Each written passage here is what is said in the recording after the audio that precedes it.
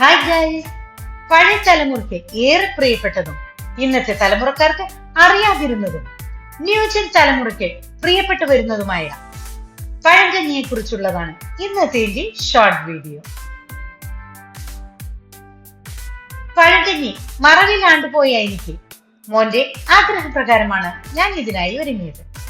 അതിന്റെ മുന്നോടിയായി തലേ ദിവസം തന്നെ വാഴപ്പിണ്ടി എടുത്ത് അരിഞ്ഞ് അതും ചെറുപയറും കൂടി ഒരു കൂട്ടുണ്ടാക്കി വെച്ചു. അതിനുശേഷം കുറച്ച് ചേമ്പിന്റെ താളും പച്ചക്കായും കപ്പയും പപ്പാളിയും ചേമ്പും ചേനയും വാഴപ്പിണ്ടിയും ചേർത്ത് ഒരു പടുകൂട്ടാനും തയ്യാറാക്കി. നല്ല കുഞ്ഞൻ മത്തി വെച്ച് കുടംപുളിയിട്ട് ഒരു മുളകിട്ടതും റെഡിയാക്കി വെച്ചു. അതുപോലെ തന്നെ ചോറും തലേ ദിവസം തന്നെ ഒരു മൺചട്ടിയിലിട്ട് വെള്ളമൊഴിച്ചു വെച്ചു.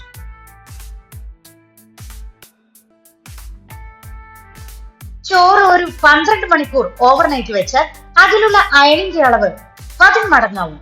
അതുപോലെ തന്നെ പഴങ്കഞ്ഞിയിൽ ഫാറ്റ് കണ്ടന്റ് നല്ലവണ്ണം കുറവായിരിക്കും. ഇമ്മ്യൂണിറ്റി പവർ കൂട്ടുകയും ചെയ്യും. നല്ലൊരു ഇൻസ്റ്റന്റ് എനർജി ബൂസ്റ്ററും കൂടിയാണിത്.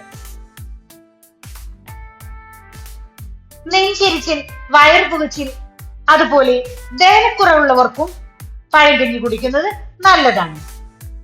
ഡീഹൈഡ്രേഷൻ കുറയ്ക്കുകയും ചെയ്യും. ഉണ്ടാക്കി വെച്ച കൂട്ടാനുകളും തൈരും മീൻകറിയും കാന്താരി ഉപ്പിലിട്ടതും എല്ലാം കൂട്ടി ഒന്നാക്കി ഒരു പിടി പിടിച്ചാൽ ദിവസേന കഴിച്ചു നോക്കാൻ തോന്നും. ഉണ്ടാക്കി വെച്ച കൂട്ടിലേക്ക് കടുകും മുളകുമിട്ട് വറവിട്ടെടുത്തതിനു ശേഷം പുറമെ അല്പം പച്ച വെളിച്ചെണ്ണ കൂടി ചേർത്താൽ അതൊരു പ്രത്യേക ടേസ്റ്റ് ആയിരിക്കും. ഈ കൂട്ടെല്ലാം കൂട്ടി കഴിച്ചു കൊണ്ടിരിക്കുമ്പോഴാണ് എനിക്ക് പ്ലാവിലെ ഓർമ്മ വന്നത്. അപ്പോൾ തന്നെ പോയി പ്ലാവിലെ എടുത്ത് കൊമ്പിളാക്കി അത് വെച്ച് കോരി കുടിച്ചു. ഇതുപോലെ നിങ്ങളും ഒന്ന് തയ്യാറാക്കി ഫീഡ്ബാക്ക് അറിയിക്കണേ. വീഡിയോ നിങ്ങൾക്ക് ഇഷ്ടപ്പെട്ടാൽ ലൈക്ക് ചെയ്ത് കമന്റ് ചെയ്യാനും മറക്കരുതേ.